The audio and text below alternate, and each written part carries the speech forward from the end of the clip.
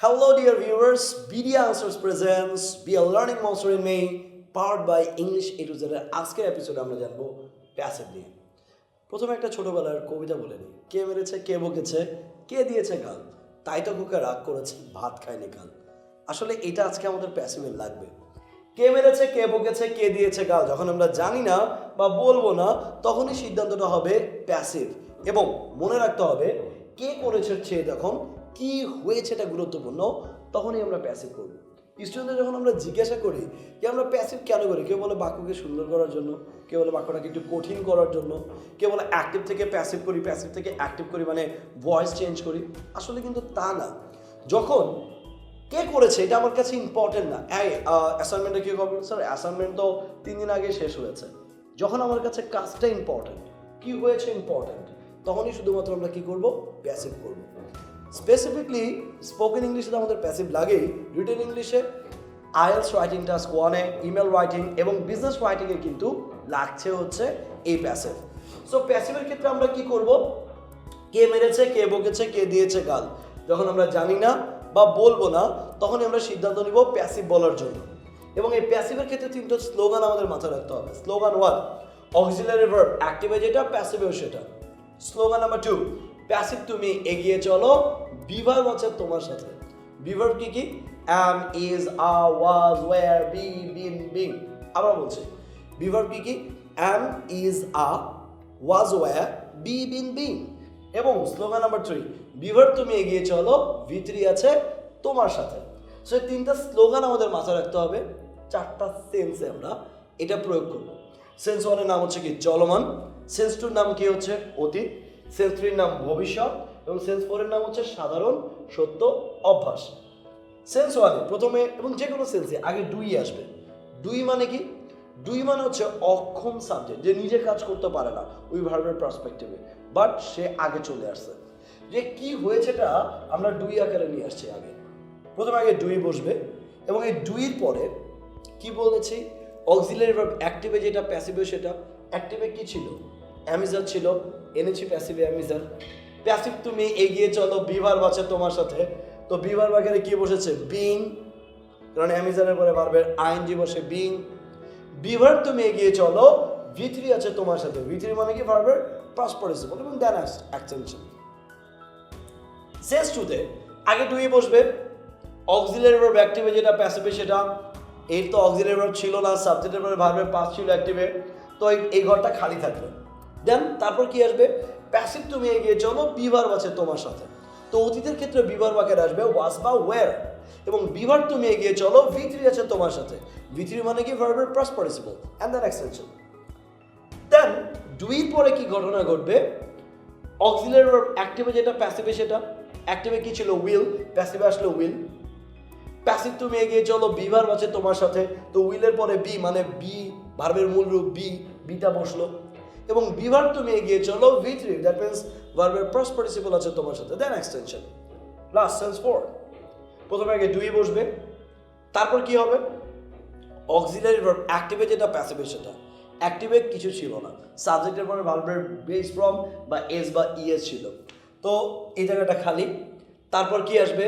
Passive তুমি এগিয়ে চলো, বিভার্ব আছে তোমার সাথে। তো বিভার্ব আকারে আসবে অ্যাম, ইজ, আর, এবং তারপর বিভার্ব তুমি এগিয়ে চলো, V3 মানে ভার্বের পাস্ট পার্টিসিপল আছে তোমার সাথে, দ্যাট এক্সটেনশন। বাট বাংলায় আমি কিভাবে বুঝবো? আমাদের মাতৃভাষা বাংলা, আমরা যখন বাংলায় বলতে যাব তখন আমি কিভাবে বুঝবো যে বাংলায় প্যাসিভ হচ্ছে? সেন্স 1 বুঝবেন যখন ভার্বের সাথে পাবেন হচ্ছে। ভার্বের সাথে কি পাবো? হচ্ছে। সেন্স 2 কখন বুঝবো? ভার্বের সাথে পাবো যখন হয়েছে। সেন্স 3 কখন বুঝবো? যখন ভার্বের সাথে পাবো হবে। এবং সেন্স 4 এরটা কখন বুঝবো? যখন ভার্বের সাথে পাবো হয়। আসেন আমরা 3-4টা বাক্য নিয়ে দেখে ফেলি। সমস্যাটি সমাধান করা হচ্ছে। সমাধান করা, বাংলা বাক্যে ক্রিয়াপদ কিভাবে বুঝবেন? বাংলা বাক্যে ক্রিয়াপদ শেষে থাকে। এই থাকে নিজেও একটা ভার্ব। আমরা ক্লাসটা করছি, করছিটা নিজে একটা ভার্ব। আমি ভিডিও দেখছি, দেখছিটা একটা ভার্ব।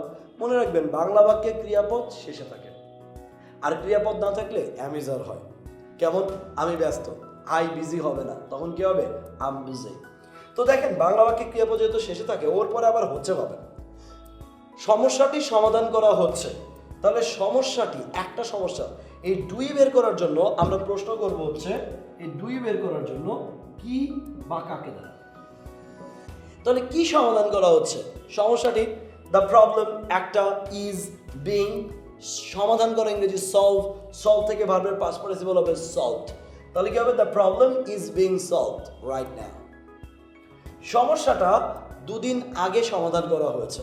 তাহলে কি হবে? The problem was solved 2 days ago। সমস্যাটা আগামীকাল সমাধান করা হবে। The problem will be solved tomorrow. সমস্যাটা এইচআর ডিপার্টমেন্ট হতে সমাধান করা হয়। তাহলে কি the problem is solved from HR department. By কিন্তু না, তারা কিন্তু করছে না, ফ্রম এইচআর ডিপার্টমেন্ট বাই যোগ করে আমরা প্যাসিভ করব না। সো আরেকবার অন্য একটা বাক্য নিয়ে খেয়াল করি। ইমেলটা পাঠানো হচ্ছে, তাহলে কি হবে? The email is being sent. ইমেলটা পাঠানো হয়েছে, done. The email was Saint.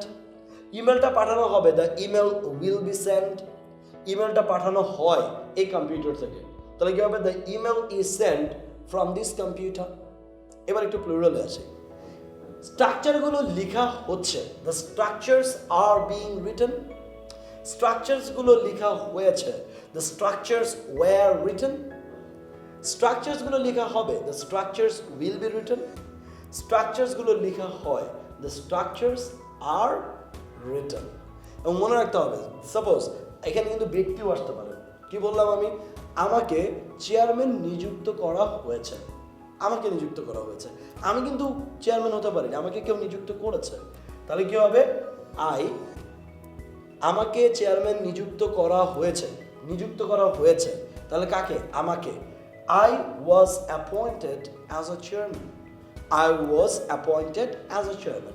So everyone, আমরা জানতে পারলাম যে কে করেছে, যখন কি হয়েছে এটা ইম্পর্টেন্ট, তখনই আমরা কি করব?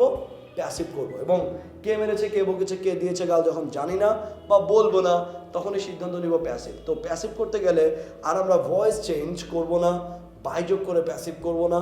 এবং মনে রাখতে হবে প্যাসিভ করব যখন আমরা, তখন আমরা একদম স্বাভাবিকভাবে 4টা নিয়ম শুধু মেনটেন করব, দেখবেন আপনার প্যাসিভ নিয়ে আর কোনো রকমের প্রবলেম হবে না। আজ এই পর্যন্তই, বাট কিপ প্র্যাকটিসিং অ্যান্ড মনে রাখবেন সাবমিট দ্য প্রেজেন্টারের পেজে লাইক দিয়ে আমাদের সাথে থাকতে হবে এবং বিডি আনসার্স চ্যানেলটা কিন্তু সাবস্ক্রাইব করতে হবে।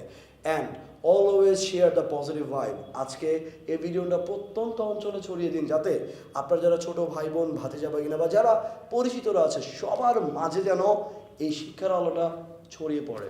এই জন্যই আমরা এইটার নাম দিয়েছি, এই যে আমাদের এই যে উদ্যোগটার নাম দিয়েছি লার্নিং মনস্টার।